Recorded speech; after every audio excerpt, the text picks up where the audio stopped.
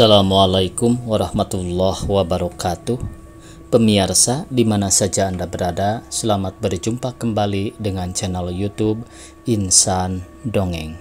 Pada kesempatan ini saya Bang Elgi akan melanjutkan Kasih di Medan Perang bagian ke-14. Terima kasih kepada semua subscriber yang selalu setia mengikuti. Selamat mendengarkan.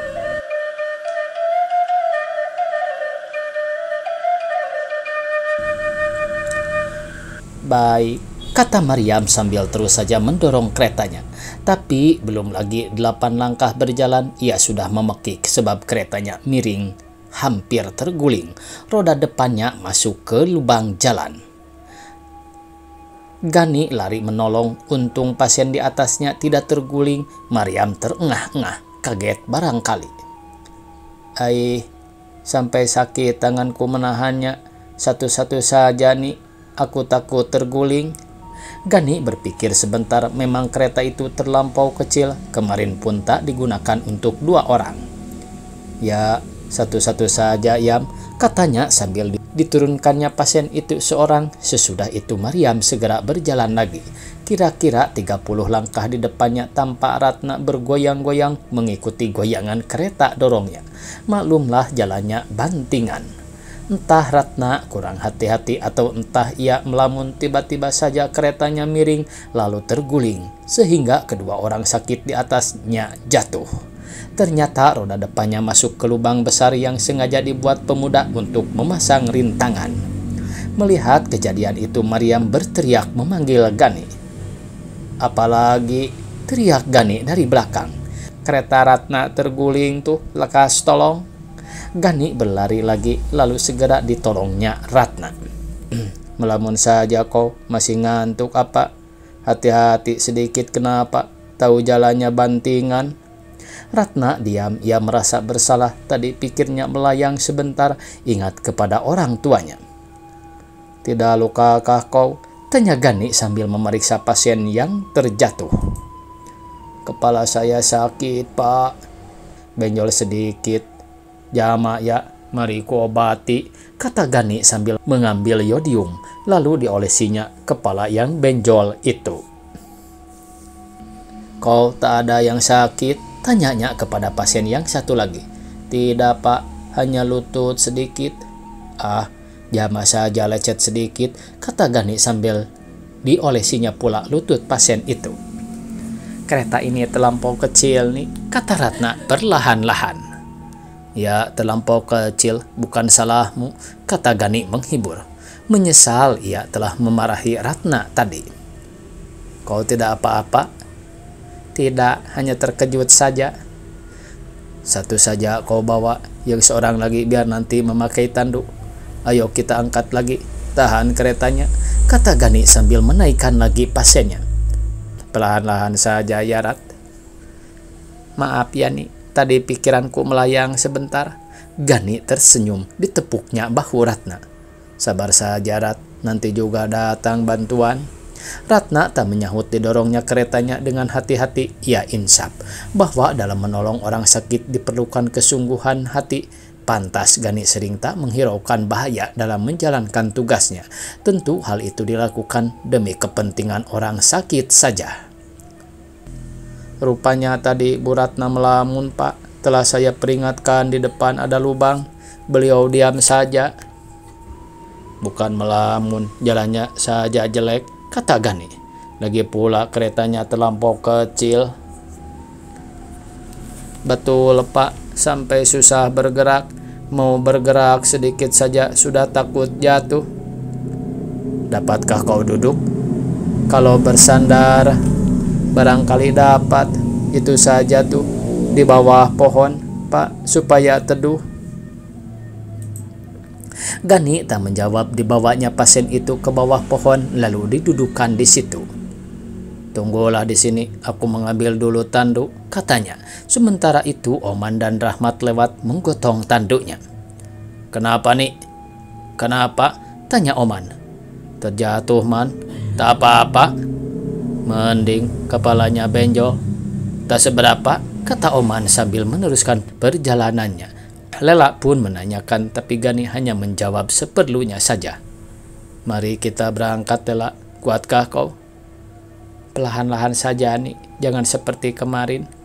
Ya, perlahan-lahan saja. Mari, kata Lela sambil membungkuk memegang pegangan tanduk. Tapi hampir saja ia tak dapat berdiri karena tangannya sakit dan sangat pegal. Dipaksanya beberapa langkah, tapi ia tak kuat lebih dari 10 langkah. Ia segera minta berhenti. Tanganku sangat pegal. Nih, dan ini lagi kaki, kenapa ya? Bekas kemarin barangkali, Lela. Ototmu masih tegang. Ayo angkat lagi, nanti juga hilang pegalnya. Lela mencoba lagi, tapi ternyata ia tak kuat lebih jauh dari tadi. Rupanya tangannya sangat sakit. Yang lain pun sama seperti Lela, sebentar-sebentar berhenti, sebentar-sebentar berhenti. Tak mengherankan sebab tangan dan kaki mereka masih pegal bekas kemarin. Dengan demikian, mengangkut orang sakit yang hanya 15 orang itu sampai sehari penuh. Mereka melakukannya itu pun tak dapat melampaui Sayati. Orang-orang sakit itu tidak ditempatkan dalam satu tempat, melainkan ditempatkan di beberapa rumah kosong. Karena pos yang di Sayati hanya cukup memuat 15 orang. Mana? Mari sini. Mari sini. Ada apa nih? Bagaimana pendapatmu sekarang? Tanya Gani sungguh-sungguh. Entahlah nih, aku juga bingung. Ditinggalkan tak mungkin, diangkut terus pun tak mungkin, sebab tenaga kita sudah habis. Dan kenapa kok bantuan belum juga datang ya? Itu dia, Man. Kalau tak datang malam ini, kau mau pergi ke Banjaran tidak? Tidak, nih, ogah aku, kata Oman tegas. Kenapa? Untuk apa ke Banjaran? Kalau mereka mau mengirim bantuan, kirimlah. Kalau tidak, ya apa boleh buat. Asal saja mereka mau bertanggung jawab akibatnya nanti. Habis, bagaimana dengan orang-orang sakit ini? Terserah nasib nih. Kalau tak datang bantuan malam ini, sudahlah, kita jangan mengharap lagi bantuan. Kita angkut saja dengan tenaga kita sendiri. Besok tentu kawan-kawan segar lagi. Masa tak sampai bukan? Tapi jangan lupa, Koman, kita sekarang berada di darah musuh. Mengapa kau hiraukan benar? Dulu kita sanggup menyambung nyawa dalam dentuman peluru untuk menolong yang luka-luka. Masa sekarang tidak? Kalau seandainya kita tertawan, kalau sudah nasib, biarlah aku rela tertawan dalam menjalankan tugas. Komat, bagaimana pendapatmu? Tanya Gani sambil berpaling kepada Rahmat. Sudah kau dengar dari Oman, kata Rahmat. Oh, syukurlah kawan-kawan, pendapatku pun begitu, kata Gani girang. Dan sesungguhnya maksud Gani menanya pendapat kawan-kawannya tadi tak lain hanya untuk mengetahui pendirian mereka saja.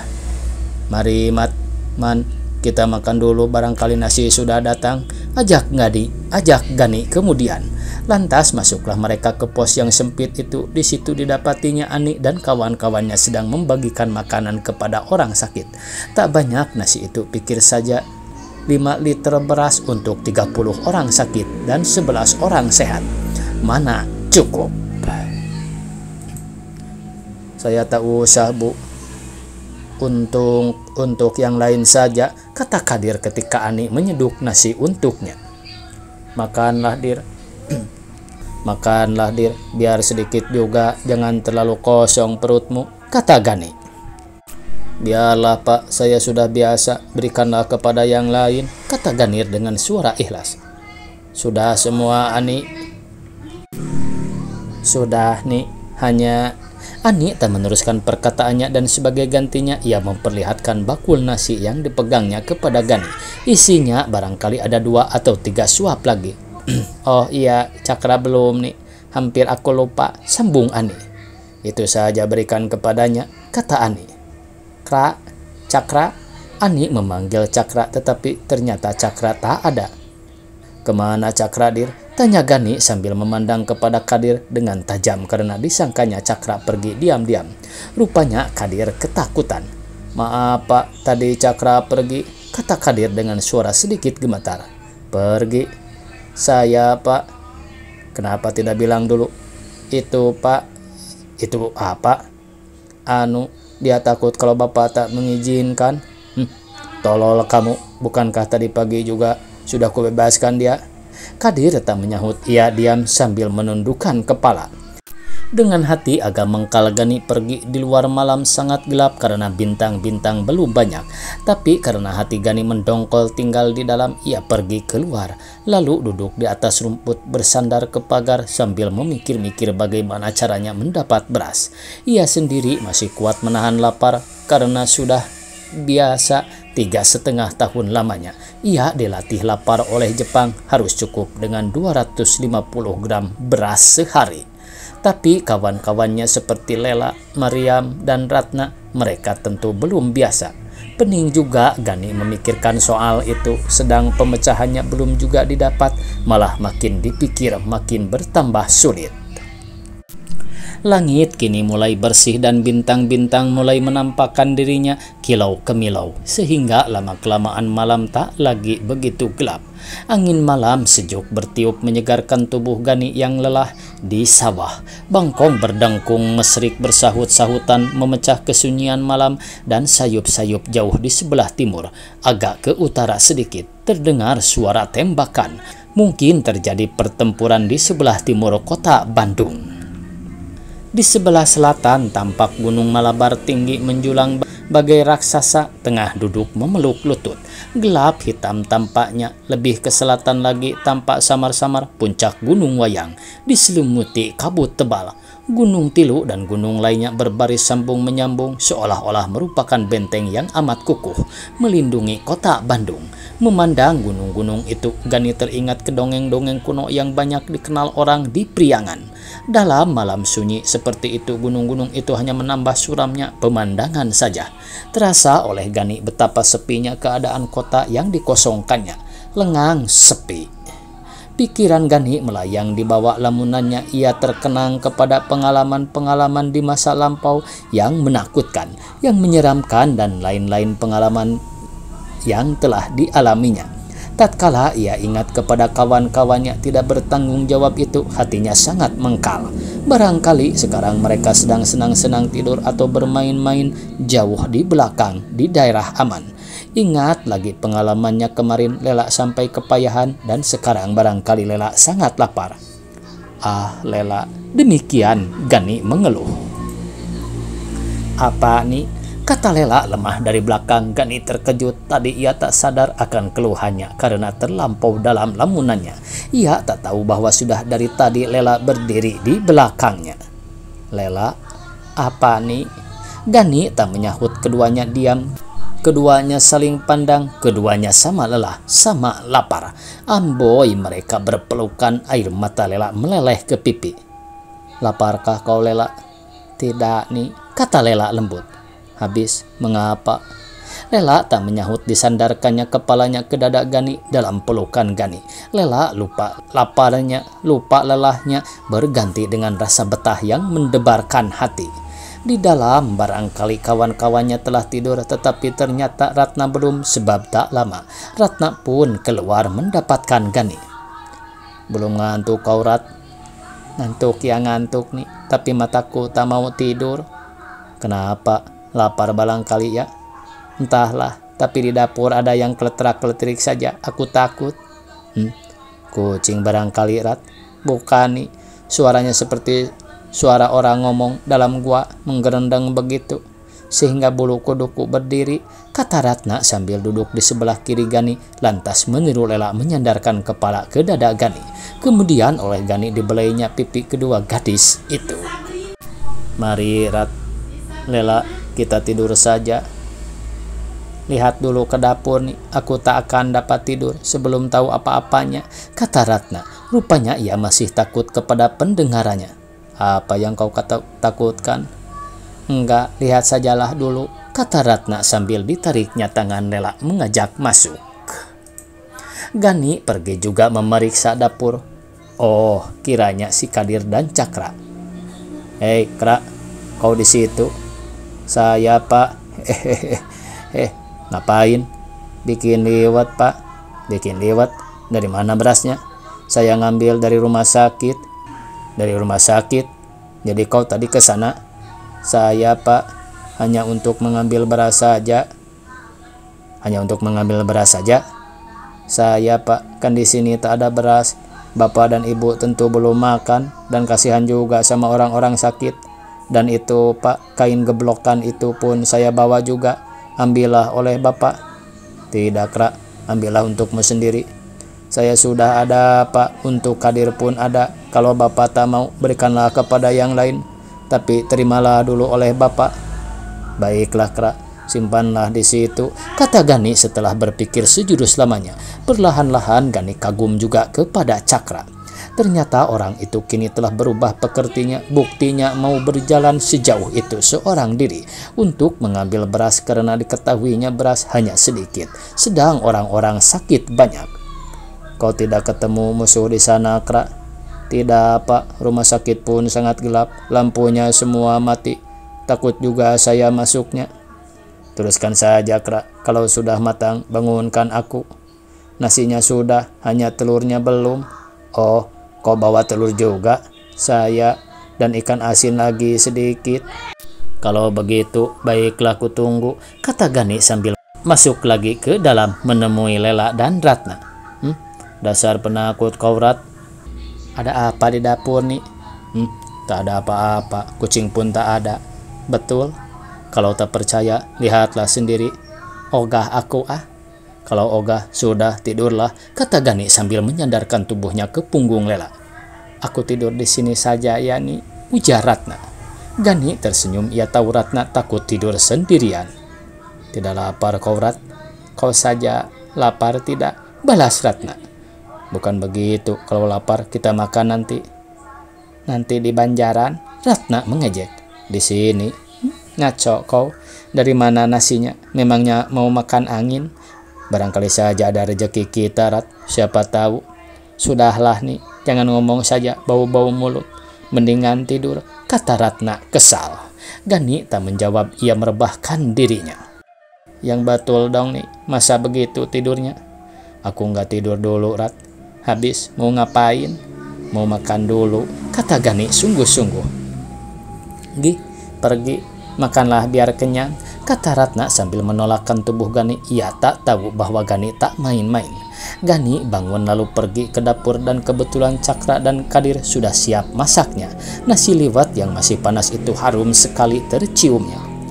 Sudah selesai, Pak, ini nasinya, ini ikannya, kata Cakra. Gani segera mengambil daun pisang yang sedang dipotong oleh Kadir, lalu disenduknya nasi dan disuapnya dengan lahap. Tapi baru beberapa suap ia menunda dulu makanannya karena ingat kepada kawan-kawannya. Segera kawan-kawannya dibangunkan. Rahmat dan Oman agak kesal dibangunkan, tetapi kesalnya itu tak lama segera hilang setelah Gani menyuapkan nasi ke mulutnya. Dengan rambut kusut, Ani dan Nana bangun lalu diambilnya nasi bersama lauk pauknya dibawa ke ruang tengah. Dan disitulah mereka makan bersama-sama. Mana Ratna dan Lela nih? Tanya Mariam. Tidur, Yam. Mengapa tidak dibangunkan? Tadi sudah aku bangunkan, mereka tidur lagi, kata Gani membohong. Sediakan saja nasinya, nanti kubangunkan lagi, sambungnya sambil mengunyah. Lagi, Mat? Sedikit lagi, Ani. Ya sebegitu. Gembul amat kau, sudah 2 kali tambah, kata Oman. Dia aman, mumpung ada. Coba tambah sedikit, Ani, kata Oman sambil menyodorkan daunnya. Habis bisa saja kepada orang lain, sendirinya pun gembul. Habis kau yang memberi teladan. Sudahlah, kalau belum kenyang saja. Nih ku tambah, kata Ani sambil menyenduk lagi nasi. Kau tambah lagi, Mat? Sudah, Ani, nanti perutku meletus. Kau Yam? Sedikit saja, Ani, ya sebegitu. Tumben gembul kau, Yam, kata Rahmat kepada Mariam. Lapar aku, kata Mariam. Kau tambah lagi nih, tanya Ani.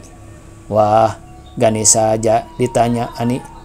Masa dia sebodoh itu, kan dia yang paling dulu bangun, kata Rahmat kepada Ani. Waktunya habis pemirsa, dicukupkan sekian. Billahi taufiq wal hidayah. Wassalamualaikum warahmatullahi wabarakatuh.